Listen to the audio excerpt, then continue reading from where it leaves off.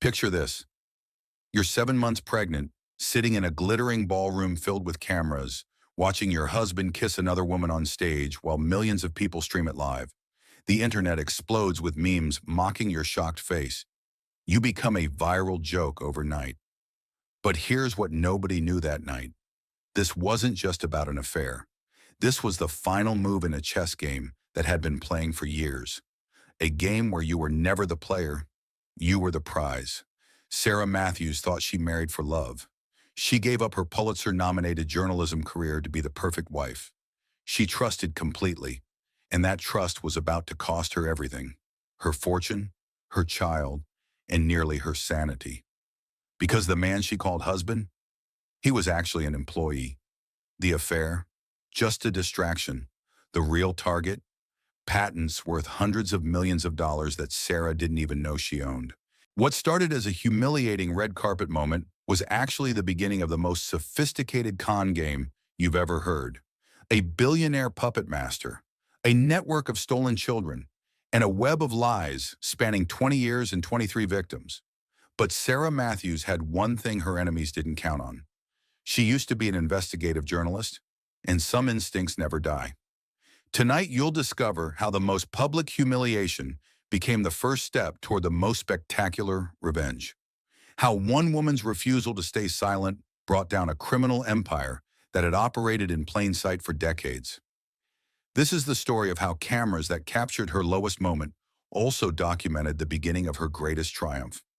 Sarah Matthews stared at the glowing phone screen in her darkened bedroom, her 7-month pregnant belly making it difficult to breathe. The encrypted message thread she had discovered on Derek's supposedly secure phone made her hands shake with each revelation. Derek Sterling, her husband of 5 years, tech mogul and venture capitalist, was not the man she thought she married. The messages between him and Madison Cole, a 26-year-old social media influencer, painted a picture of betrayal so complete it left Sarah gasping. "Tonight was incredible. Can't wait to be done with this charade," Madison had written just hours earlier. Derek's response was a knife to Sarah's heart. "Soon. The pregnancy makes it complicated, but once the baby comes, I'll have everything I need to move forward without her."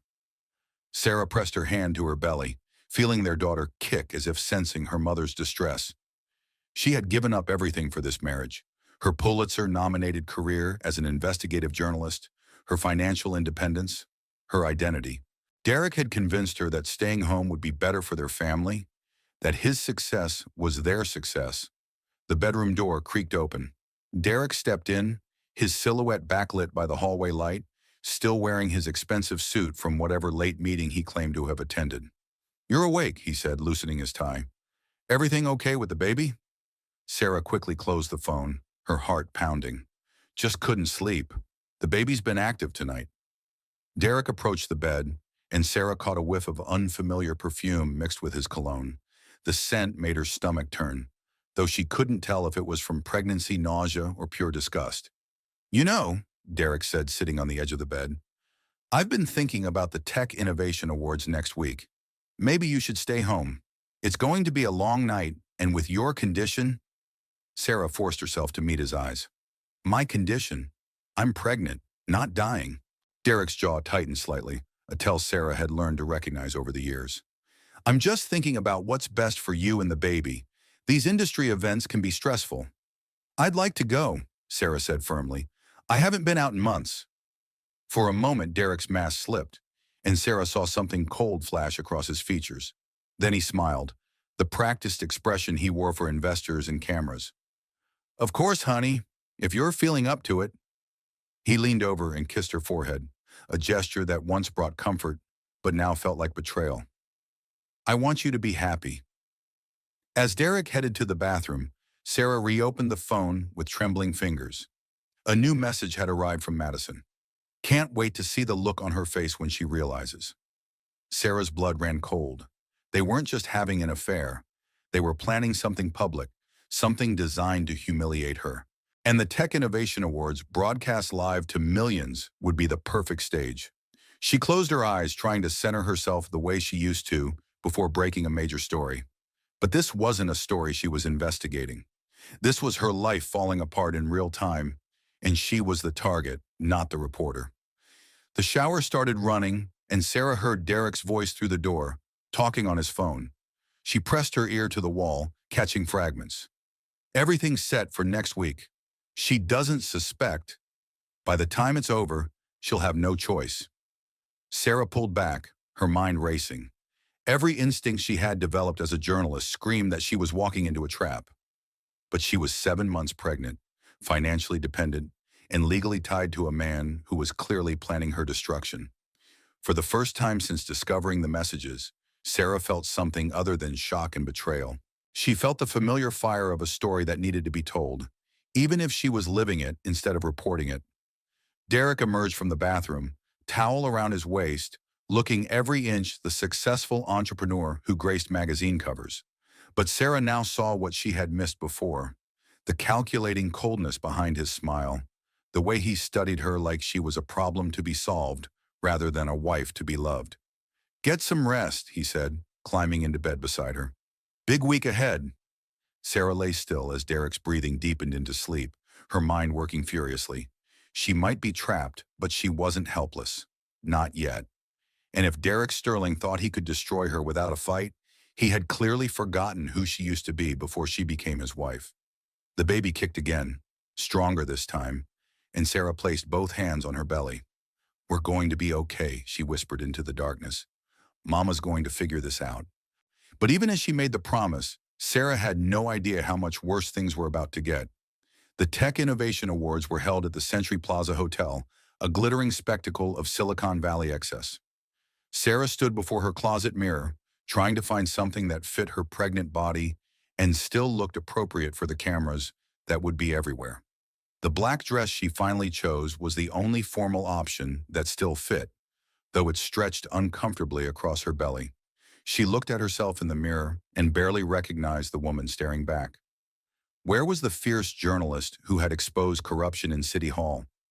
Where was the woman who had fearlessly pursued truth, no matter the cost? "You look beautiful," Derek said, appearing behind her in the mirror. He wore a perfectly tailored tuxedo that probably cost more than most people's monthly salary. His smile was camera-ready, but his eyes held no warmth. "Thank you," Sarah replied, though the compliment felt hollow. The ride to the hotel was tense. Derek spent the entire time on his phone, supposedly handling last-minute business calls, but Sarah caught him typing messages with the same secretive urgency she had seen him use with Madison. "Derek," she said as they pulled up to the red carpet, "is there anything you want to tell me before we go in there?" He looked at her sharply. "What do you mean?" "I just feel like something's different, like you're planning something." Derek's laugh was too loud, too forced. "Pregnancy hormones are making you paranoid, honey. Tonight is about celebrating innovation and the future of tech, nothing more." But as they stepped out of the car and into the blinding flash of cameras, Sarah felt like she was walking into an execution chamber. Derek's hand on her lower back felt possessive rather than supportive, guiding her toward the media gauntlet. Derek Sterling!" Reporters shouted questions as they walked the red carpet. "Tell us about your latest venture. Who are you most excited to see tonight?" Derek basked in the attention, answering questions with practiced ease while Sarah stood beside him, feeling increasingly invisible despite her prominent belly. She noticed how the photographers seemed more interested in getting shots of Derek alone, occasionally asking her to step aside. Inside the ballroom, Sarah found herself seated at Derek's company table while he worked the room, schmoozing with investors and industry leaders. She watched him from across the crowded space, noting how animated he became when talking to certain people, how his eyes constantly scanned the room as if looking for someone. "Sarah Matthews?" She turned to find Claire Hoffman, her former editor from the Herald, approaching with a warm smile. Claire looked exactly as Sarah remembered, sharp-eyed, no nonsense, with graying hair pulled back in a practical bun. "Claire!" Sarah stood, genuinely happy to see a familiar face. "What are you doing here?" "Documentary work," Claire said, embracing her carefully. "Following the money and tech investments. Some fascinating stories emerging about how venture capital really works." She paused, studying Sarah's face. "How are you doing?" "Really?" Sarah started to give the standard response, but something in Claire's expression stopped her.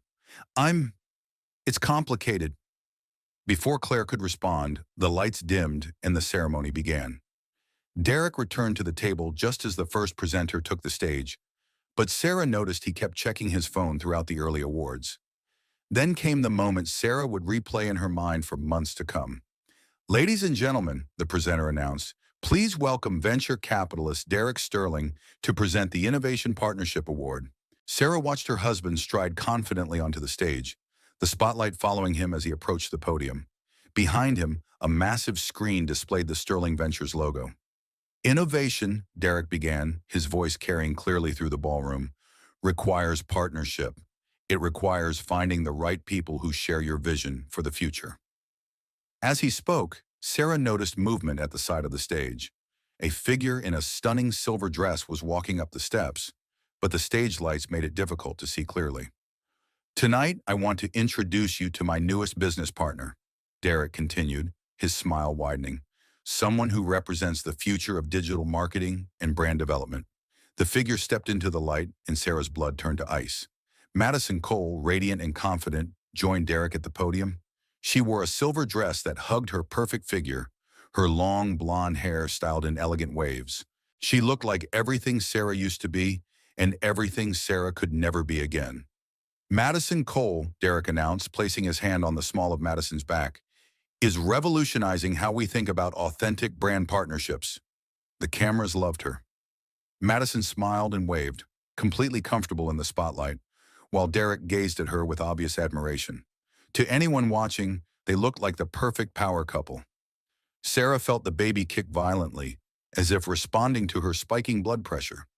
Around her, she heard murmurs from the other table guests. "Is that his wife sitting right there? How awkward is this? Look at her face." And then Derek did the unthinkable. As Madison finished her brief remarks about their new partnership, Derek leaned in and kissed her cheek. The gesture was supposedly professional, a congratulatory kiss between business partners. But it lingered too long, and the way Madison smiled afterward made it clear this was anything but professional. The cameras captured everything. Derek and Madison on stage looking radiant and successful. And in the audience, Sarah, 7 months pregnant, invisibly shaken, her face a mask of barely controlled emotion. Sarah's hands shook as she reached for her water glass. This wasn't just about an affair anymore.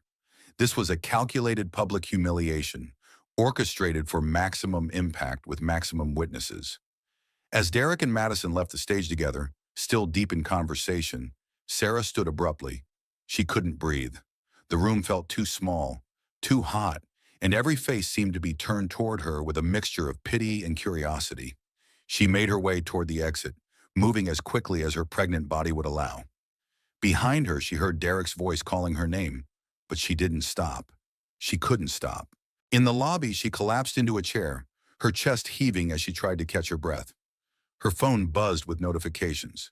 Social media was already exploding with photos and videos from the ceremony. The first tweet she saw made her stomach drop. "Awkward much?" Derek Sterling's pregnant wife watching him cozy up to his hot new business partner. That kiss, though. Tech Awards. Dr. You're uncomfortable. Within minutes, the hashtag was trending. Sarah found herself at the center of a viral moment, cast as the pathetic pregnant wife, while her husband and his mistress were celebrated as the future of tech innovation. Her phone rang. "Derek." "Sarah, where are you? What the hell was that about?" "What was that about?" Sarah's voice came out as a whisper.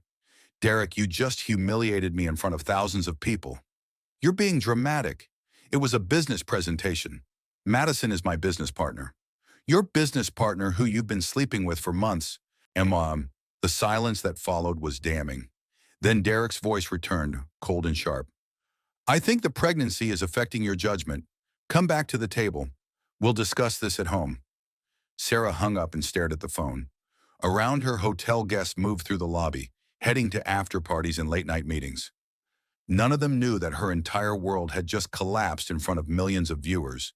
But as she sat there, fighting back tears and feeling her daughter kick restlessly inside her, Sarah made a decision.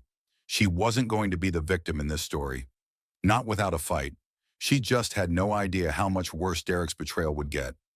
3 days after the awards ceremony, Sarah's humiliation had become internet folklore.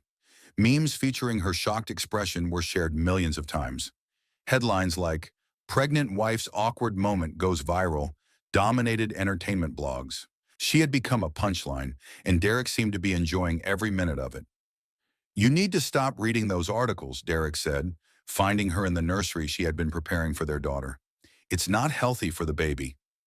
Sarah looked up from the crib she was assembling, her hands still gripping the screwdriver. "Not healthy?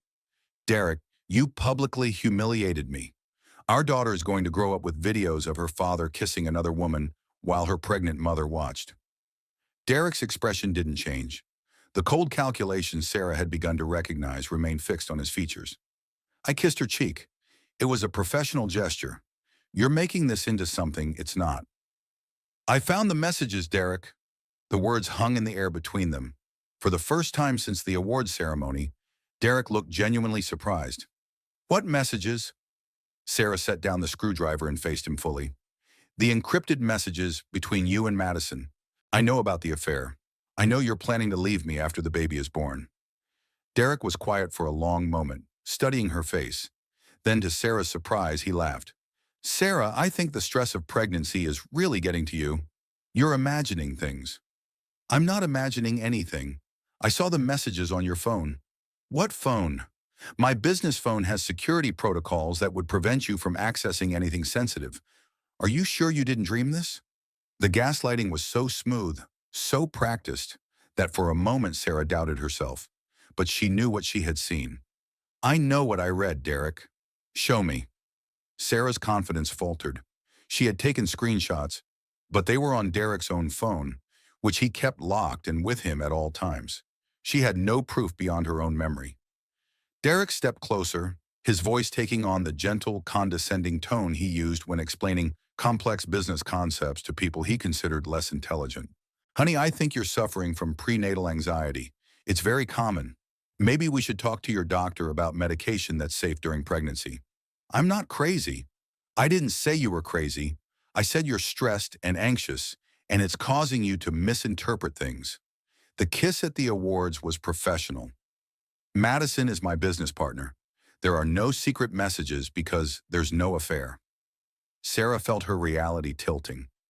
Derek's certainty was so complete, his explanation so reasonable, that she began to question her own perceptions. But then her phone buzzed. "Sarah Matthews?" The voice on the other end was unfamiliar. "This is Claire Hoffman. We met briefly at the awards ceremony. Could we meet for coffee? I have something I think you should see." An hour later, Sarah sat across from Claire at a small cafe in Santa Monica, her hands wrapped around a decaf latte. Claire had chosen a corner booth away from other customers, and she kept glancing around as if checking for eavesdroppers. "I've been working on a documentary about corruption in venture capital," Claire began without preamble. "During my research, your husband's name came up repeatedly." Sarah's heart began to race. "What kind of research?" Claire opened a manila folder and spread several documents across the table. Financial statements, wire transfer records, correspondence between Derek and various business partners. "Derek has been embezzling money from his investors," Claire said quietly, "moving funds through shell companies, inflating valuations, and skimming profits. It's sophisticated, but it's definitely fraud." Sarah stared at the documents, her journalistic training kicking in despite her emotional state. The evidence looked damning. Bank records showing unusual transfers, emails discussing creative accounting, financial statements that didn't match public filings. "How did you get these?" "Sources inside several of the companies Derek has invested in. People who noticed irregularities and started asking questions. They came to me because they know my reputation for investigating financial crimes." Sarah studied the papers more carefully. If this was accurate, Derek wasn't just cheating on her. He was stealing from some of the most powerful people in Silicon Valley. "Why are you showing me this?" Claire leaned forward. "Because I think you're in danger. If Derek is planning to divorce you, it might be because he knows this is all going to come out. He'll want to protect his assets, and that means making sure you have no legal claim to anything." Sarah felt a chill run through her. "You think he's been planning this?" "I think the affair might be a smokescreen.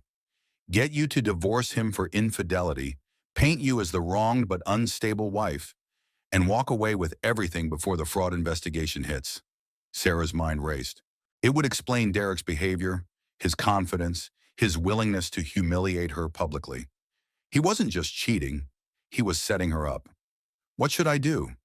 Take these copies, Claire said, sliding the folder toward her. Get a lawyer, file for divorce first, and make sure these financial irregularities are part of the investigation. If you move fast, you might be able to protect yourself and your daughter. Sarah clutched the folder to her chest.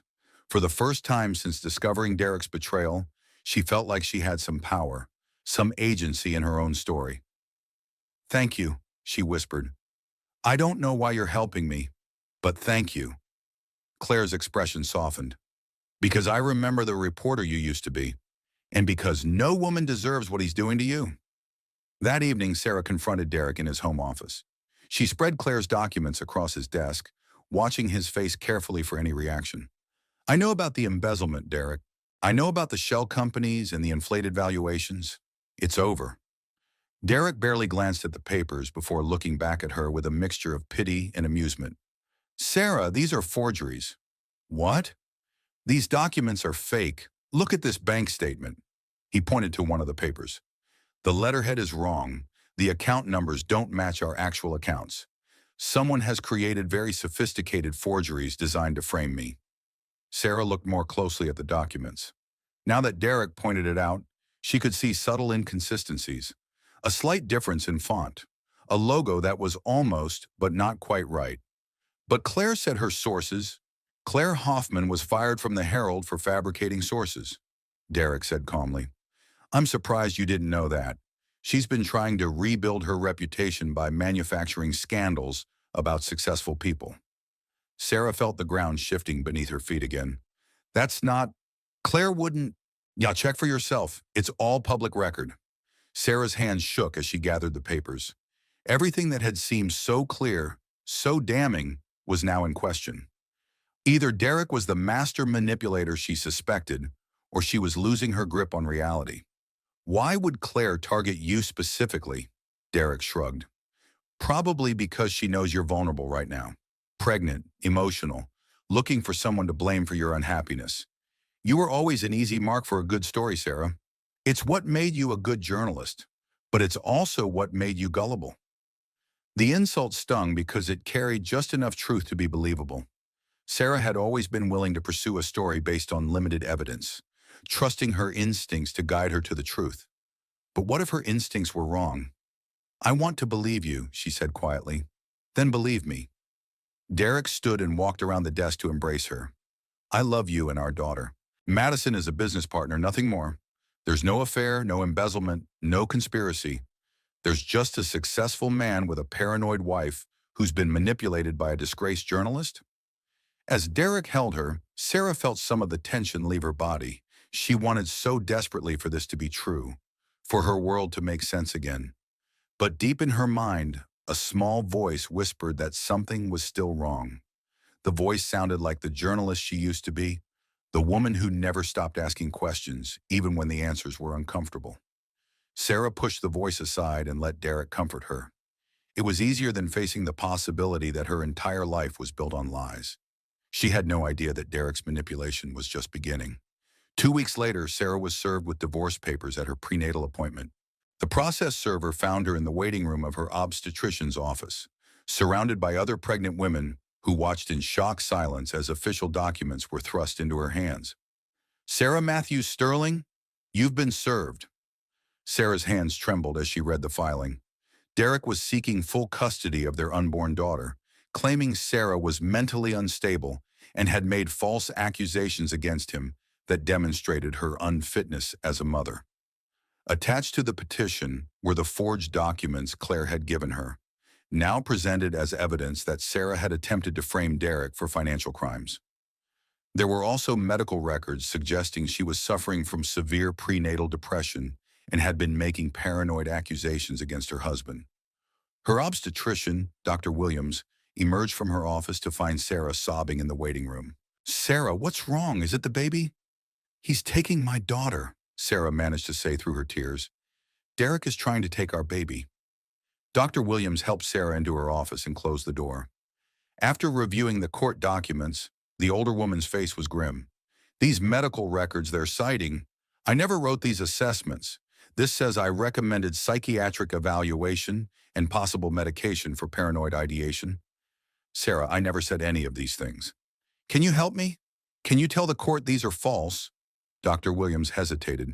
I can provide accurate medical records, but Sarah, I have to ask, have you been under unusual stress lately? Your blood pressure has been elevated, and you've seemed anxious during recent visits. Sarah realized how perfectly Derek had orchestrated this. Her genuine stress from discovering his affair was being used as evidence of mental instability. Her justified anger was being reframed as paranoid delusion. I need a lawyer, Sarah said. I know someone who might help, Dr. Williams replied. Let me make a call. The lawyer Janet Morrison met Sarah at a coffee shop near the medical building. She was a small woman in her 50s with sharp eyes and a no-nonsense demeanor. I've reviewed the preliminary filings, Janet said without preamble. Your husband has built a strong case for your alleged instability. The forged financial documents, the medical records, witness statements from friends and colleagues who say you've been acting erratically. What witness statements? Janet consulted her notes. Madison Cole provided a statement saying you confronted her at a public event and made threatening remarks. Several of your husband's business associates claim you've been calling them with wild accusations about financial impropriety. Sarah felt sick. I never called anyone. I never confronted Madison except in my own mind. The problem is proving that. Your husband has been methodical in building this narrative. Every piece of evidence supports his claim that you're suffering from a mental health crisis brought on by pregnancy hormones and perhaps postpartum depression beginning early. What about my own medical records? Dr. Williams said she never made those assessments. We can challenge those, but it becomes a he said, she said situation. And honestly, your husband's legal team is very expensive. They're going to outgun us at every turn unless we find something substantial to work with.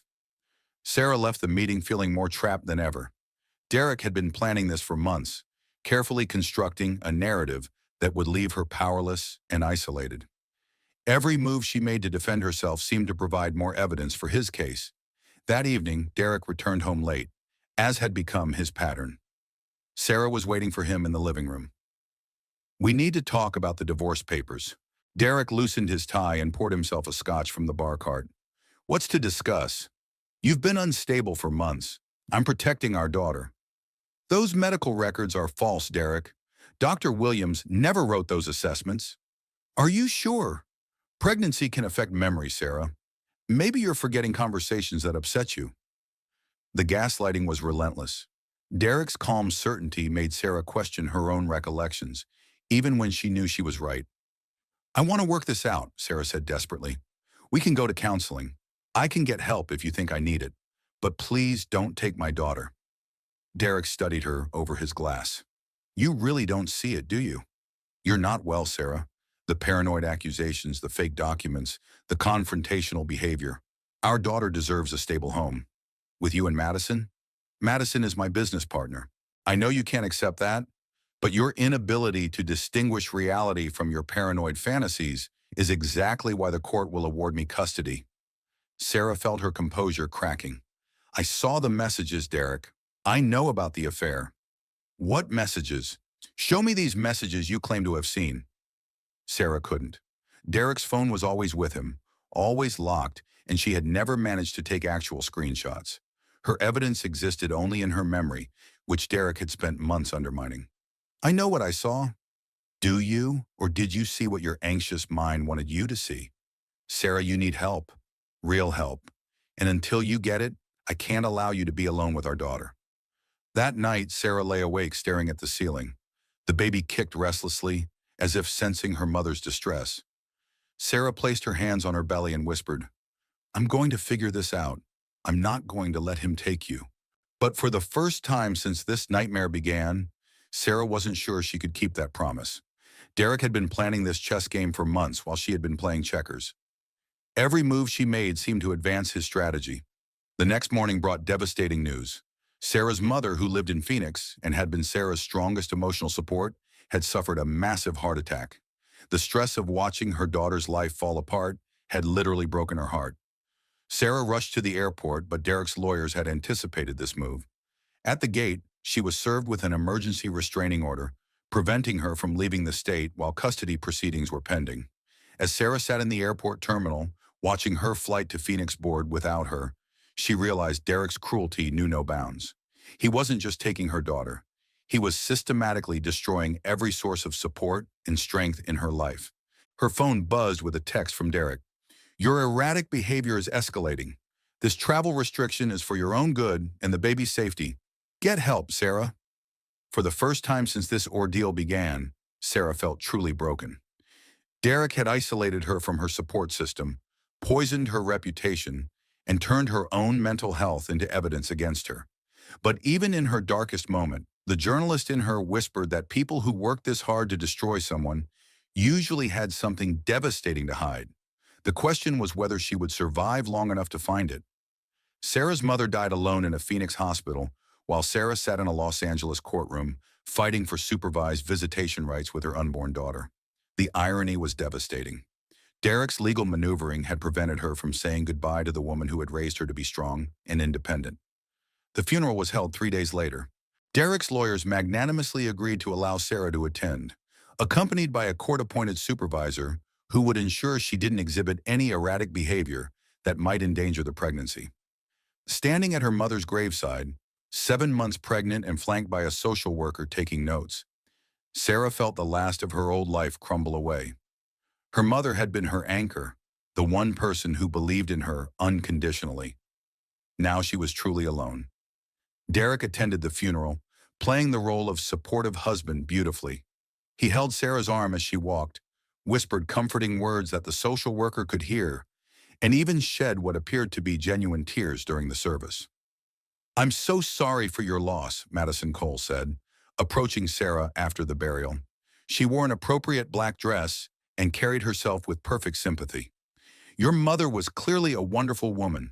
Sarah stared at her husband's mistress, this woman who had helped orchestrate her humiliation, now offering condolences at her mother's funeral. The audacity was breathtaking. Thank you, Sarah managed, aware that anything more confrontational would be noted in the social worker's report. I hope you know, Madison continued, that Derek and I only want what's best for you and the baby. This whole situation has been so difficult for everyone. The casual cruelty of the statement, delivered with perfect sincerity, finally broke something inside Sarah. She turned and walked away before she said something that would end up in court documents. That evening, back at the house that no longer felt like home, Sarah found herself in Derek's office again. She wasn't looking for evidence this time. She was looking for something to help her understand how her life had become unrecognizable. The office was immaculate as always, Derek's success displayed in awards and photos with tech industry leaders. But as Sarah studied the images more carefully, she noticed something she had missed before. In several photos, a man appeared in the background or standing next to Derek at various events. The same man, always professionally dressed, always smiling. Sarah pulled one photo from its frame and studied the back. In Derek's handwriting, partnership announcement, Jack Reynolds, 2019. Jack Reynolds. Sarah had heard Derek mention the name occasionally, always in the context of major business deals. She had assumed he was just another investor or business partner. But looking at the photos spanning several years, Jack Reynolds appeared to be much more than that. Sarah's laptop was in the bedroom. Working quickly before Derek returned home, she searched for information about Jack Reynolds. What she found made her blood run cold. Jack Reynolds was a billionaire media mogul who specialized in acquiring distressed assets. But according to several business articles, his methods were controversial. He had a pattern of targeting companies and individuals during personal crises, offering help while maneuvering to acquire their assets at below-market prices. More disturbing were the lawsuits. 3 women over the past 5 years had sued Reynolds for fraud and manipulation. All 3 were high-net-worth women going through contentious divorces. All 3 claimed Reynolds had orchestrated their personal and financial destruction to acquire their assets. One case stood out. Elena Vasquez, a tech entrepreneur, had accused Reynolds of working with her ex-husband to fabricate evidence of mental instability during their divorce proceedings. The case had been settled out of court, but the legal filings told a story remarkably similar to what Sarah was experiencing. Sarah's hands shook as she read Elena's deposition. The same pattern of gaslighting, the same fake medical records, the same systematic isolation from support systems, even the same law firm representing the ex-husband. Sarah grabbed her phone and called the number listed for Elena Vasquez's attorney. It was late, but she left a desperate voicemail explaining who she was and begging for help. The callback came within an hour. "Sarah, this is Elena Vasquez. I got your message. Can you talk safely?" "I think so. My husband isn't home yet." "Listen carefully. Jack Reynolds doesn't just acquire companies. He acquires people. He finds successful individuals going through personal crises and manipulates those crises to gain control of their assets, their reputations, and their lives." "But why me? I don't have any assets worth stealing." "What did your father do for a living?" Sarah paused, confused by the question. "He was an engineer. He died when I was 12. "Why?" "What kind of engineer?" "Software. He worked for several tech companies in the 80s and 90s before he died. But I don't see what that has to do with anything." Elena's voice became urgent. "Sarah, did your father hold any patents, any intellectual property that might have been passed down to you?" Sarah thought back to the boxes of her father's papers her mother had saved. Technical documents and legal papers she had never bothered to read because they seemed irrelevant to her life. "I don't know. Maybe. My mother kept all his papers, but I never looked through them carefully." "You need to find those papers. Tonight." Jack Reynolds has spent years acquiring patents from the early days of personal computing and internet technology. If your father held patents that are now valuable, especially anything related to social media algorithms or data processing, you could be sitting on millions of dollars without knowing it. Sarah felt the world shift again, but this time toward clarity rather than confusion. "You think Derek married me to get access to my father's intellectual property?" "I think Jack Reynolds identified you as a potential target years ago and has been planning this acquisition ever since. Derek might be his employee more than his partner." The front door opened downstairs. Derek was home. "I have to go," Sarah whispered. "Sarah, be very careful. If I'm right, they'll escalate their tactics once they realize you're on to them. Trust no one except your own instincts." Sarah ended the call and quickly closed her laptop. She could hear Derek moving around downstairs, probably pouring his usual evening scotch. For the first time in months, she felt like she was seeing the truth clearly. Derek hadn't just cheated on her. He hadn't just planned to divorce her. He had married her under false pretenses, spent years gaining her trust, and was now systematically destroying her life to steal something she didn't even know she owned. The baby kicked hard, as if responding to Sarah's racing pulse.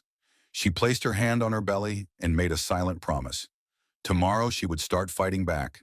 Tonight, she would begin planning her own strategy.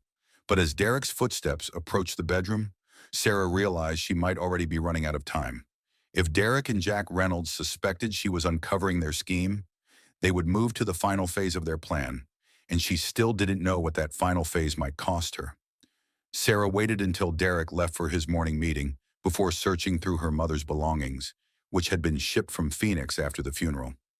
Among the boxes of personal items, she found what she was looking for: her father's technical papers, carefully preserved for over 20 years. As Sarah spread the documents across the dining room table, her hands trembling with anticipation and dread, she realized her mother had kept everything: patent applications, technical specifications, correspondence with various tech companies, and most importantly, signed patent certificates dating from the early 1990s. Her father, David Matthews, had been more than just a software engineer. He had been an innovator who held patents on several fundamental algorithms used in data processing and social network analysis, technologies that were now worth millions in licensing fees. Sarah's phone rang, startling her from the documents.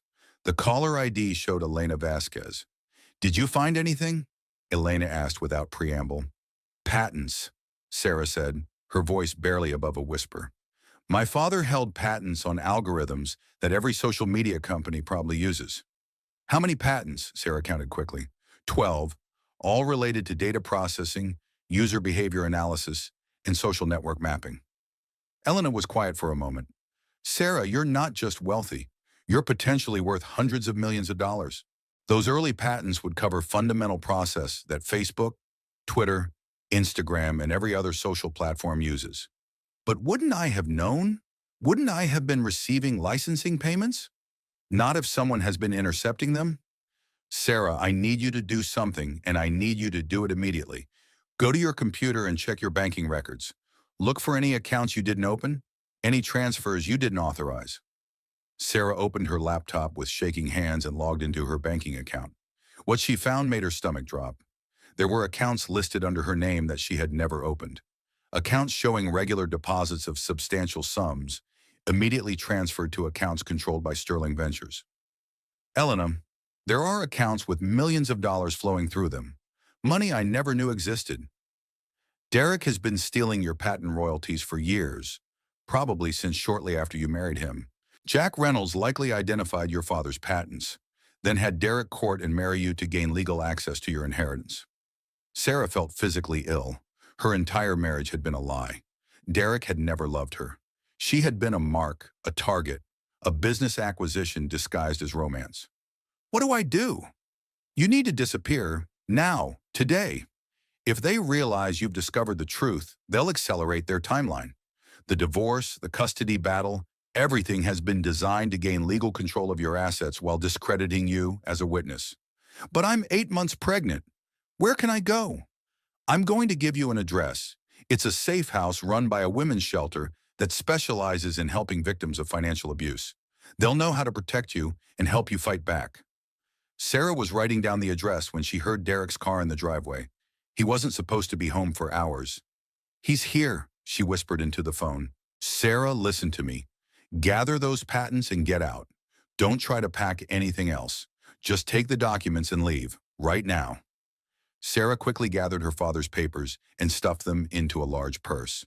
She could hear Derek's key in the front door as she slipped out the back entrance into the garden. Sarah, Derek's voice called from inside the house. Are you home? I saw your car in the driveway. Sarah crept along the side of the house, using the landscaping for cover. Her pregnant body made stealth difficult, but adrenaline gave her strength she didn't know she possessed. She reached her car just as Derek appeared at the kitchen window. Their eyes met for a split second, and Sarah saw something she had never seen before in Derek's face. Genuine fear. Sarah drove to the address Elena had given her, checking her rearview mirror constantly. The safe house was a nondescript building in an older part of downtown, disguised as a social services office. Inside, she was met by a woman named Maria Santos, who seemed to have been expecting her. Elena called ahead, Maria explained, leading Sarah to a secure room. She told me about your situation. You're safe here, but we need to move quickly. Move quickly how? Your husband has probably already called the police to report you missing. He'll claim you're having a mental health crisis and are dangerous to yourself and your unborn child. We need to get you medical attention and legal representation before he can have you involuntarily committed. Sarah's blood ran cold. He can do that? With the right paperwork and the right judge, yes, especially given the mental health allegations he's already made in the custody proceedings.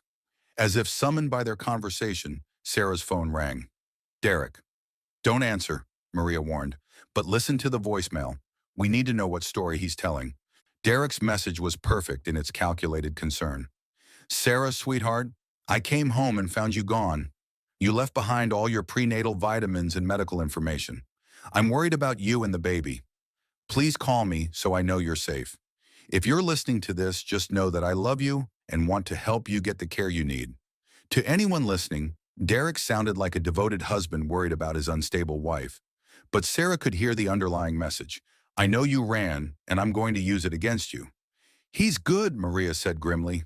We've seen this pattern before. The next step will be a missing person report, followed by a request for emergency psychiatric hold when you're found. How do I fight this? We have a lawyer who specializes in these cases. But Sarah, you need to understand something.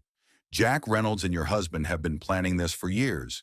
They have resources, connections, and a carefully constructed narrative. Fighting them will be the hardest thing you've ever done. Sarah thought about her father's patents, worth hundreds of millions of dollars. She thought about Derek's years of lies and manipulation. She thought about her unborn daughter, who deserved better than to be raised by people capable of such calculated cruelty. I want to fight, she said firmly, but I need to know how deep this goes. Who else is involved? How many other women have they done this to? Maria's expression was grim.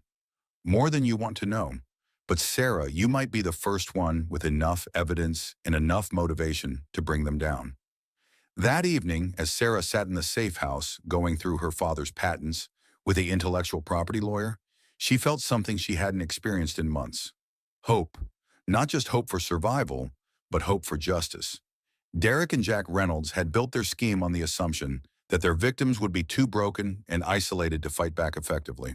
They were about to learn they had underestimated the daughter of David Matthews, the journalist who had once taken down corrupt city officials, and the mother who would do anything to protect her child. The war was just beginning. Sarah's labor began at 3 in the morning, 6 weeks before her due date. The stress of the past months had finally taken its toll, and her daughter was determined to enter the world early. At the hospital, Sarah found herself caught between medical crisis and legal warfare. Derek had been notified of her admission and arrived with court documents attempting to gain immediate custody of the baby upon birth.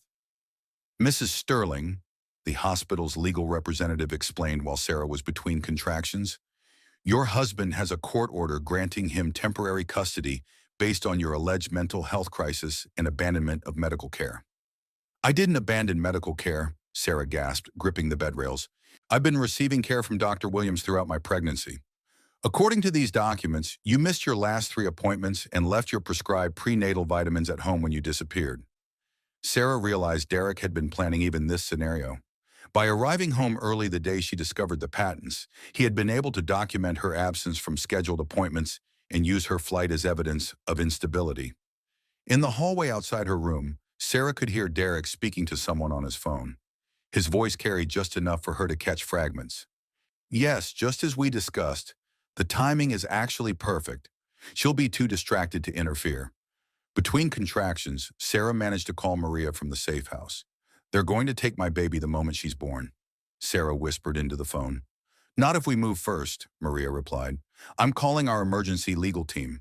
We're going to file an injunction based on the evidence you found about the patents and the financial fraud. But I'm in labor. I can't fight this right now. You don't have to. We've been preparing for this possibility. Your intellectual property lawyer has been working around the clock since yesterday. Sarah, your father's patents are worth more than we initially thought. Derek and Jack Reynolds have been collecting royalties on your behalf for over 8 years, to the tune of $30 million annually. Even through the pain of labor, the number was staggering. $30 million every year? Every year, and Sarah, we found something else.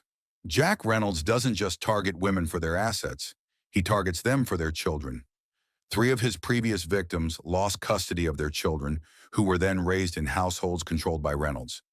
We think he's building some kind of dynasty using stolen wealth and stolen children. Sarah's daughter, Emma Rose Matthews, was born at 6:47 a.m., weighing 5 pounds, 4 ounces. As Sarah held her tiny daughter for the first time, looking into eyes that seemed impossibly alert for such a young baby, she felt a fierce protectiveness unlike anything she had ever experienced. I won't let them take you, she whispered to Emma. I promise. Derek entered the room an hour later, accompanied by a social worker and what appeared to be private security. His smile was gentle and concerned, perfect for the hospital staff watching. How are you feeling, sweetheart? I was so worried when you went into early labor. I'm fine, Sarah said, not loosening her grip on Emma. The doctors want to keep Emma in the NICU for a few days, just to monitor her breathing, Derek continued.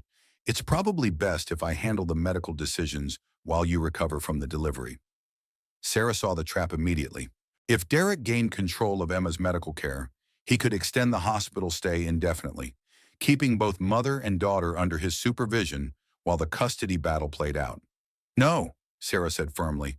I'm Emma's mother. I make her medical decisions. Derek's expression didn't change, but something cold flashed in his eyes. Sarah, you've been under tremendous stress. The early labor, your erratic behavior over the past months.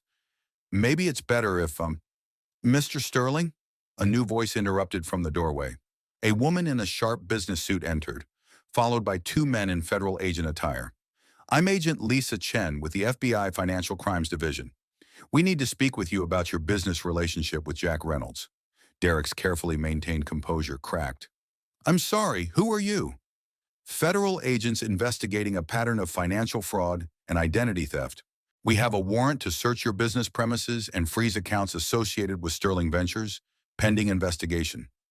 Sarah watched Derek's face cycle through confusion, anger, and calculation. This clearly wasn't part of his plan.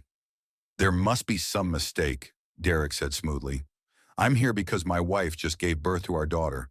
She's been having mental health issues and— Mr. Sterling, Agent Chen interrupted, we're also investigating allegations of systematic financial abuse and custodial interference. Mrs. Matthews' intellectual property attorney has provided us with substantial evidence of fraud related to patent royalties. Derek's mask finally slipped completely. He looked at Sarah with undisguised fury. You have no idea what you've done. Actually, I do, Sarah said, holding Emma closer. I've stopped you from stealing my daughter and my legacy. The next hour was a blur of activity. Derek was escorted from the hospital for questioning. The social worker who had accompanied him suddenly discovered urgent business elsewhere.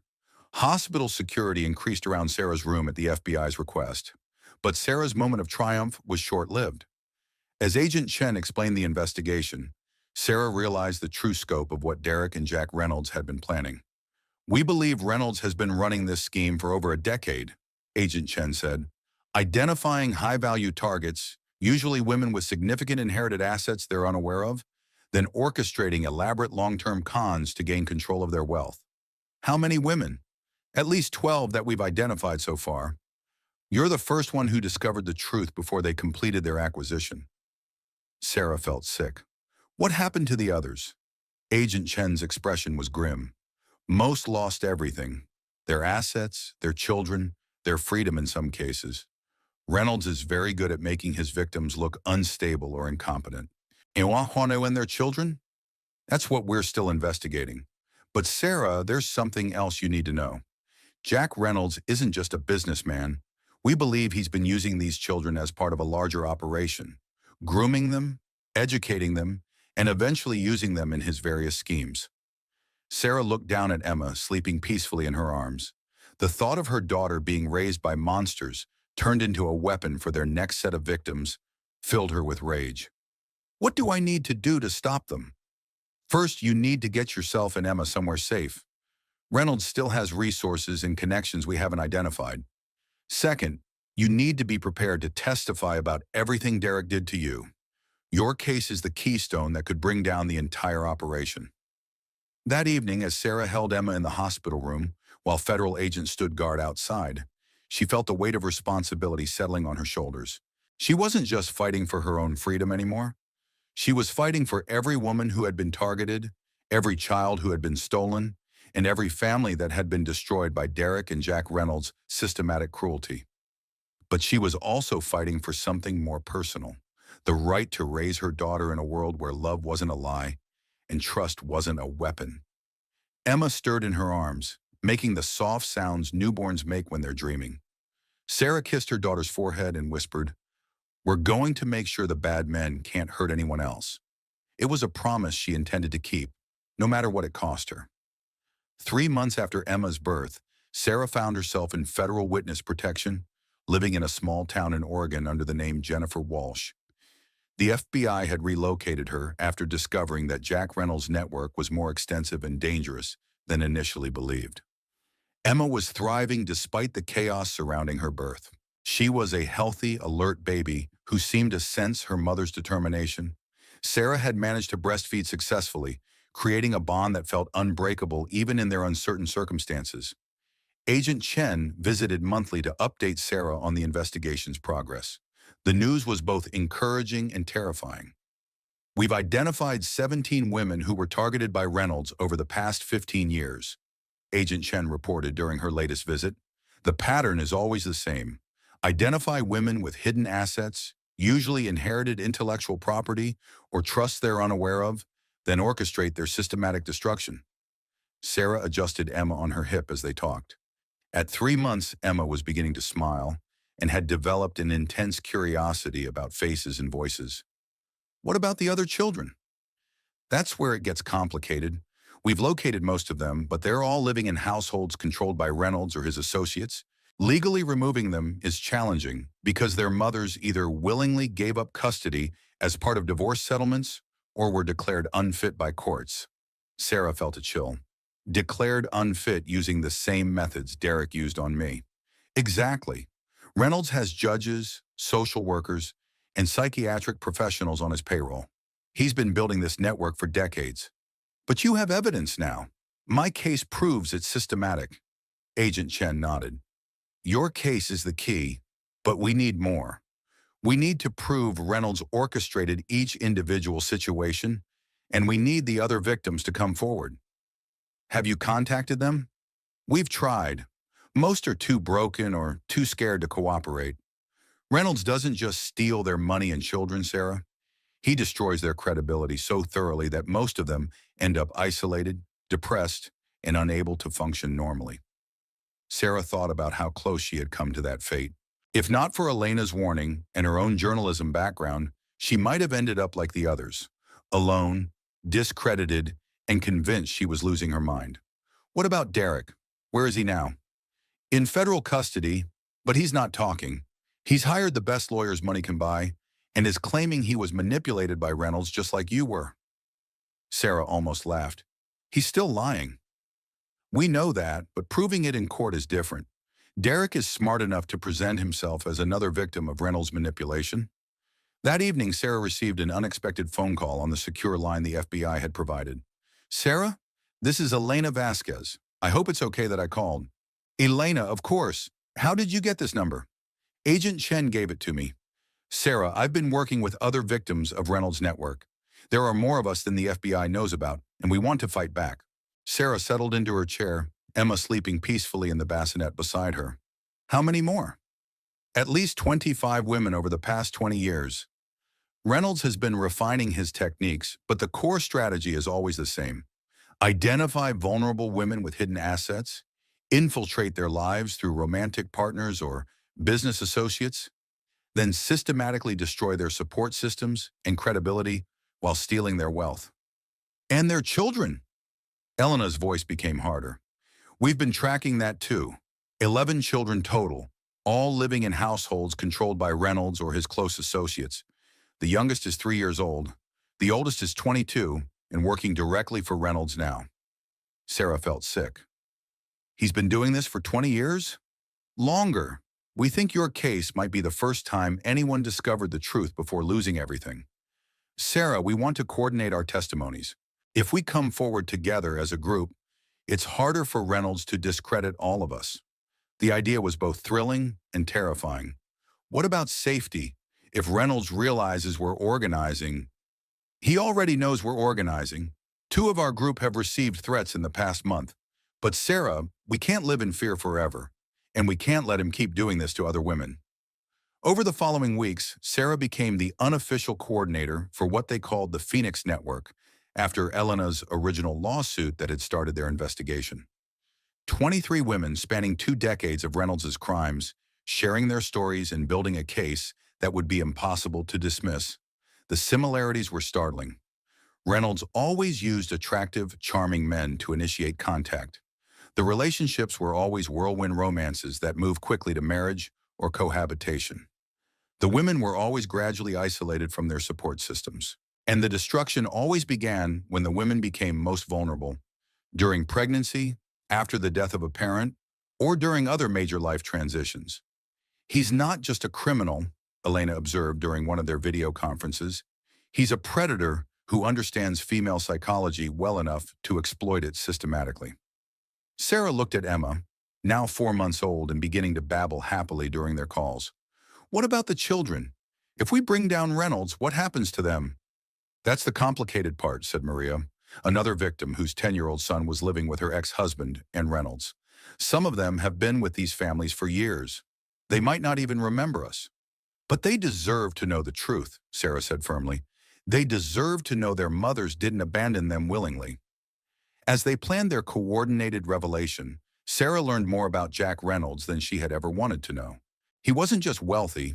He was connected to politicians, judges, law enforcement officials, and business leaders across multiple states. His network included private investigators, corrupt social workers, and even some FBI agents who had been feeding him information about ongoing investigations. How do we know Agent Chen isn't compromised? Sarah asked during one particularly paranoid moment. Because she's the one who brought most of us together, Elena replied.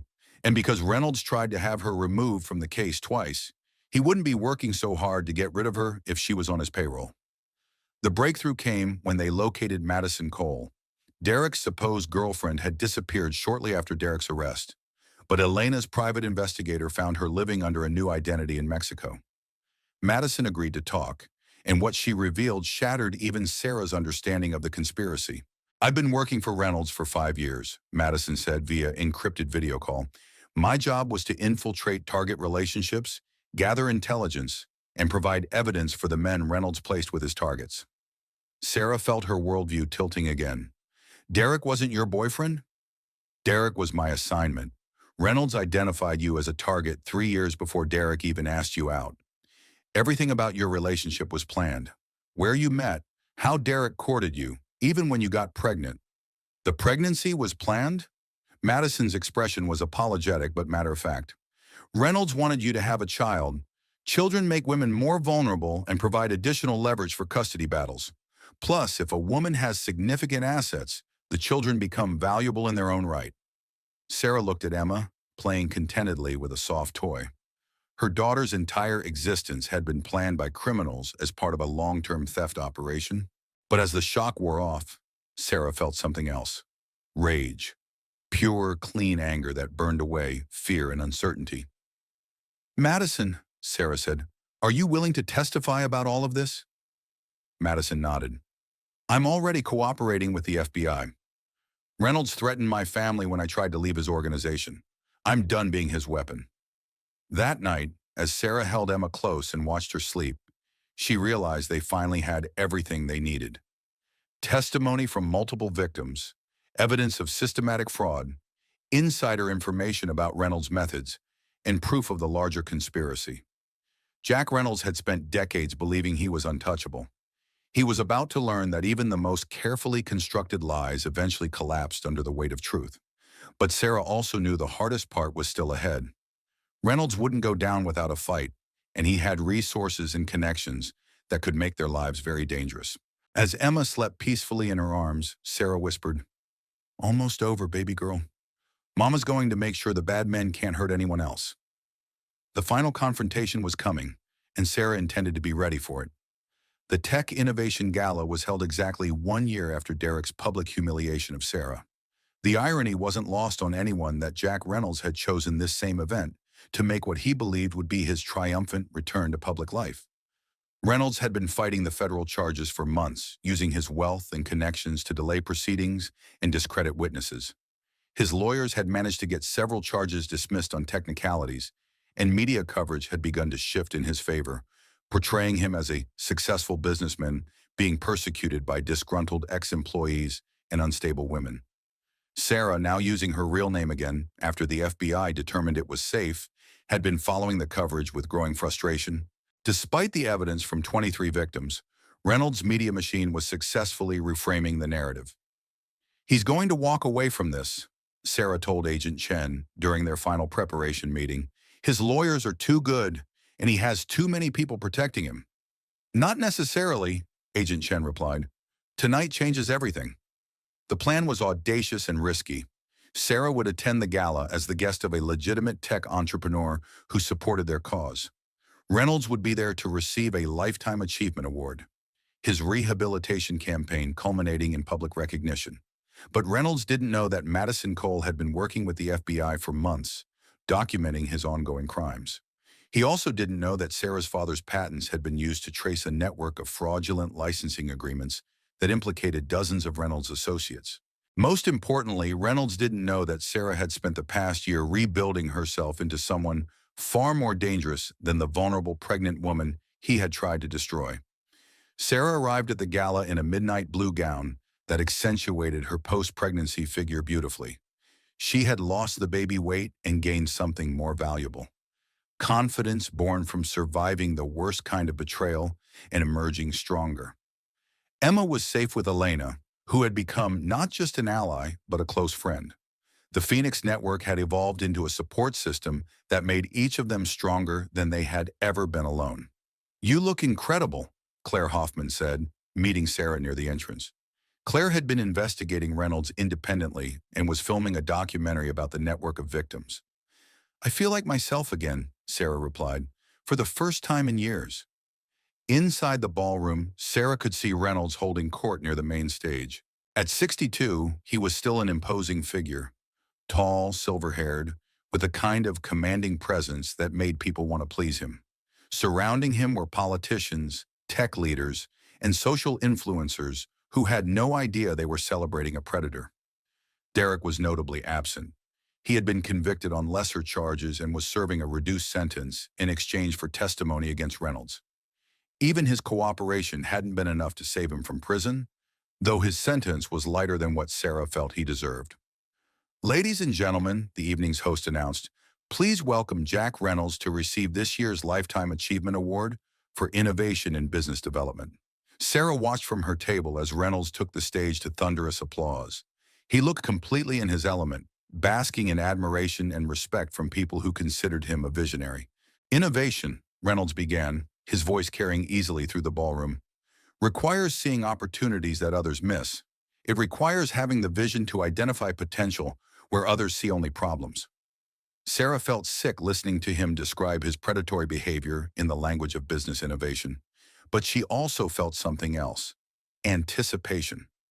Reynolds continued his speech, weaving a narrative about taking risks, building partnerships, and creating value from distressed assets. To anyone who knew his true methods, it was a confession delivered with pride. "Success in business," Reynolds said, "often means acquiring what others have failed to protect or develop properly. It means having the patience to build long-term strategies and the courage to execute them when the moment is right." The moment arrived in the form of Agent Chen and a team of federal agents entering the ballroom. They moved quietly but purposefully, positioning themselves at the exits while Reynolds continued speaking. "Sometimes," Reynolds went on, oblivious to the drama unfolding around him, "the most valuable assets are hidden in plain sight. The key is knowing how to recognize them and having the infrastructure to acquire them efficiently." That was Sarah's cue. She stood and walked toward the stage, her movement causing a ripple of attention through the crowd. By the time she reached the microphone that had been set up for questions, the ballroom was focused on her. "Mr. Reynolds," Sarah said, her voice carrying clearly through the sound system, "could you elaborate on your methods for acquiring those hidden assets?" Reynolds' smile faltered slightly as he recognized her. "I'm sorry, who are you?" "Sarah Matthews. You might know me better as Sarah Sterling, one of your hidden assets." The ballroom erupted in whispers. Phones came out as people began recording what was clearly about to become a viral moment. "I think there's been some confusion," Reynolds said, trying to regain control of the situation. "This isn't the appropriate venue for—" "This is the perfect venue," Sarah interrupted, "because this is where my husband publicly humiliated me exactly 1 year ago as part of your operation to steal my family's intellectual property." Reynolds looked around the ballroom, suddenly noticing the federal agents positioned at every exit. His composure cracked slightly. "Mr. Reynolds," Agent Chen said, approaching the stage with handcuffs, "you're under arrest for conspiracy to commit fraud, racketeering, and violations of the RICO Act." The ballroom erupted in chaos as photographers and videographers captured Reynolds being arrested on stage. But Sarah wasn't finished. "Ladies and gentlemen," she said, taking control of the microphone as Reynolds was led away, "Jack Reynolds has spent 20 years systematically targeting women, stealing their assets, and taking their children. He's not an innovator. He's a predator who used wealth and connections to avoid accountability for his crimes." The applause that followed was unlike anything at any tech gala before.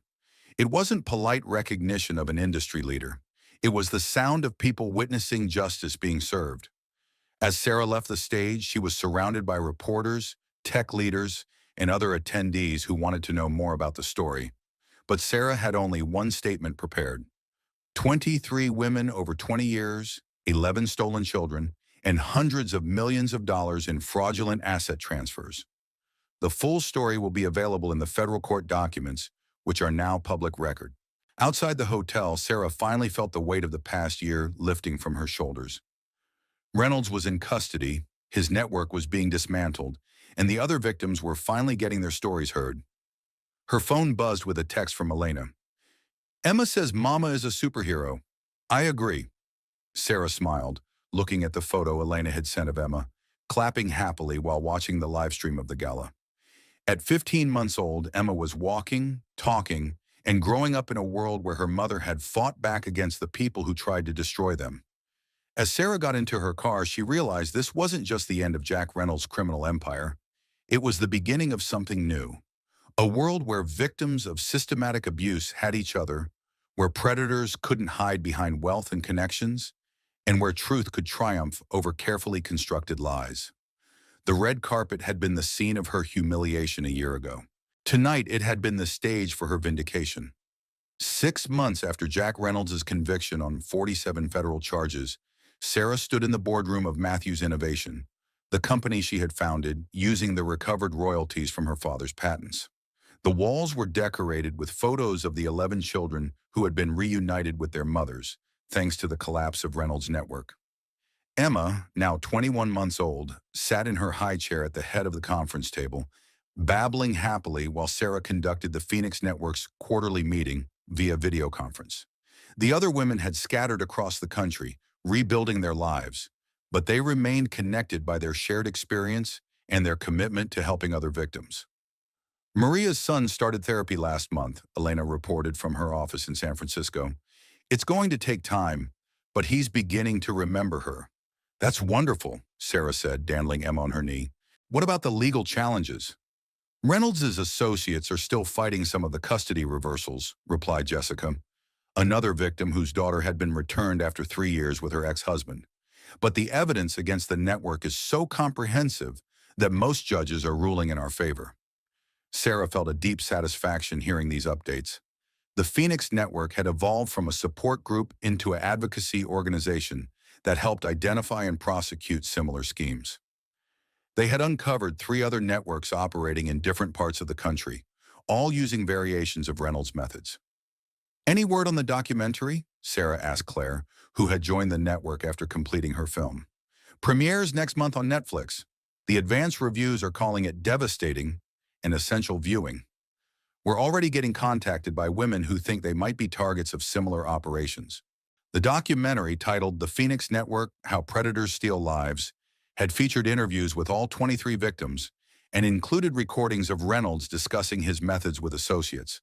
The footage had been obtained through FBI wiretaps and painted a chilling picture of systematic exploitation disguised as business innovation. Emma chose that moment to knock over Sarah's coffee cup, sending liquid spilling across the conference table. As Sarah cleaned up the mess, she reflected on how much had changed since Emma's birth. Derek was serving a 12-year sentence in federal prison. His cooperation with prosecutors had reduced what could have been a life sentence, but he would still spend most of Emma's childhood behind bars. Sarah had mixed feelings about this. Part of her wanted him to suffer more for his betrayal, but part of her was grateful that Emma would grow up without the confusion of having a criminal father in her life. Madison Cole had received immunity in exchange for her testimony and had relocated to Canada, where she was working with authorities to identify other victims of similar operations internationally. Her courage in coming forward had been crucial to building the case against Reynolds. Jack Reynolds himself had been sentenced to life in prison without the possibility of parole. At his sentencing, the judge had called his crimes a systematic assault on the fundamental bonds of family and trust. Reynolds had maintained his innocence throughout the trial, claiming he was a legitimate businessman being persecuted by unstable women. No one believed him. Sarah? Elena's voice brought her back to the present. You're smiling. What are you thinking about? Just everything. This time last year, I was hiding in witness protection, terrified that Reynolds would find us. Now Emma and I are safe. The other victims are getting justice, and we're helping prevent this from happening to other women. You know what I think the most important part is? Said Maria. We're teaching our children what real strength looks like. Emma's going to grow up knowing that when someone tries to hurt you, you fight back.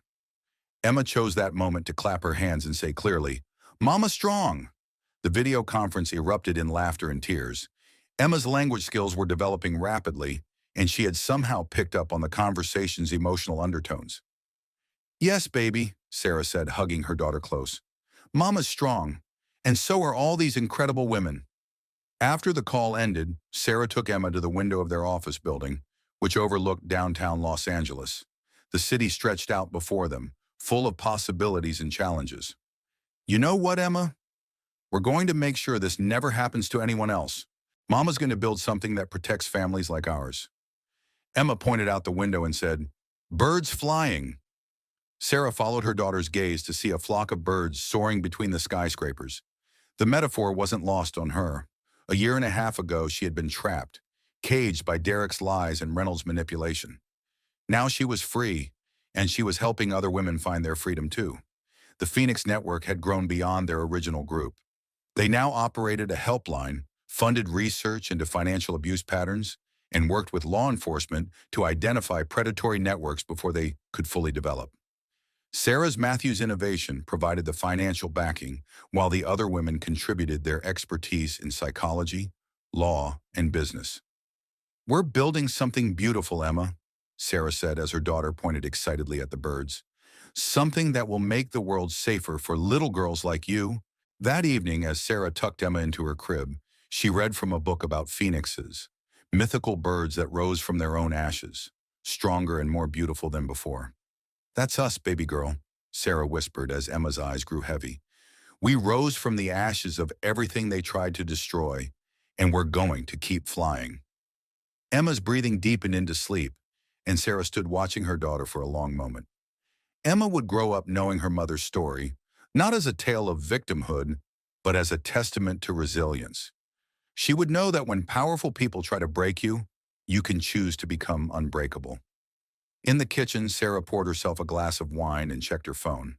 23 messages from reporters wanting interviews about the documentary premiere. 17 emails from women seeking help through the Phoenix Network hotline. 3 missed calls from Elena, probably sharing updates about the international expansion of their advocacy work. But the message that made her smile was a simple text from Claire. "Saw the birds outside my window today and thought of you. We really did learn to fly again." Sarah walked to her own window and looked out at the city lights. Somewhere out there, other women were being targeted by predators who thought wealth and power made them untouchable. But those predators had never faced victims who refused to stay silent, who turned their pain into purpose, who rose from betrayal stronger than before. The phoenix metaphor wasn't just poetic, it was literal truth. From the ashes of her destroyed marriage, stolen wealth, and public humiliation, Sarah had built something that could protect others from suffering the same fate. She raised her wine glass toward the window, toward the city, toward the future Emma would inherit. "Here's to flying," she whispered. And in the quiet of her home, with her daughter sleeping peacefully nearby, and her phone buzzing with messages from women around the world who were finally finding their voices, Sarah Matthews felt something she hadn't experienced in years: complete and unshakable peace. The red carpet had been the scene of her public humiliation, but it had also been the beginning of her transformation from victim to victor, from broken woman to unstoppable force for justice. Derek Sterling had brought his mistress to the red carpet, thinking he was displaying his power. Instead, he had created the moment that would ultimately destroy him and save 23 other women from the same fate. Sometimes the worst betrayals become the foundation for the greatest triumphs. And sometimes when cameras flash to capture your lowest moment, they're actually documenting the first moment of your greatest comeback. Sarah Matthews had learned to fly, and she was never coming down. If this story of resilience, justice, and incredible courage moved you, I need your help sharing it with others. Stories like Sarah's happen more often than we want to believe, and awareness is the first step toward prevention. Hit that like button if you believe victims deserve justice. Share this video with someone who needs to hear that it's possible to rise stronger from betrayal. And if you want more true stories about ordinary people doing extraordinary things when life tests them, subscribe and ring that notification bell. Your engagement helps these stories reach the people who need them most, because sometimes the story that saves someone's life is just one click away. What did you think about Sarah's transformation from victim to victor? Drop your thoughts in the comments below. And remember, You're stronger than you know, braver than you feel, and more capable than you imagine. I'll see you in the next story, where we'll explore another incredible journey of human resilience. Until then, keep believing in the power of truth to triumph over lies.